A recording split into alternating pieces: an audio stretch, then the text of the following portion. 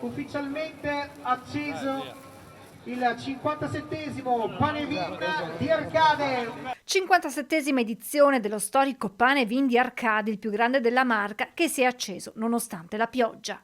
Noi non potevamo rompere la tradizione, che è quella di accendere il Pane-Vin di Arcade il 5 sera, e quindi siamo qui. Qualcuno è rimandato, noi no, non siamo temerari, siamo tradizionalisti, questa è la tradizione. Come da tradizione, accensione affidata al sindaco Domenico Presti e al presidente del Veneto Luca Zaia, protagonista di un botta e risposta a distanza dal palco con un cittadino. Il 2023 ci ha dato la pedemontana, il 2024 l'autonomia.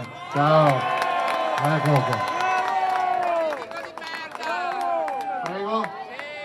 Sei sotto Mona, sei un Mona. Di dare... Vabbè dai, ma siccome non ti piace la pedemontana, rifiuta di usarla. No? Archiviato il fuori programma, lo spettacolo è continuato, tutti con gli occhi all'insù per vedere e immortalare in una foto la direzione delle faville. Io spero bene comunque. Ma insomma, qui adesso le faville dove stanno andando? Stanno andando verso Mattina. Quindi hanno gramo. Sì, hanno gramo, prendiamo il sacco e andiamo a Farina. Speriamo che cambi magari più tardi e che sia un 2024 che sia propenso a esiti positivi. Nonostante la direzione verso est e quindi la prospettiva di un anno complicato, resta la magia del Pane-Vin e di una tradizione che non si ferma anche con il maltempo. Le tradizioni si rispettano. Bisogna mantenerle? Sì. È una tradizione, siamo venuti anche con la pioggia. È la mia prima volta ed è bellissimo.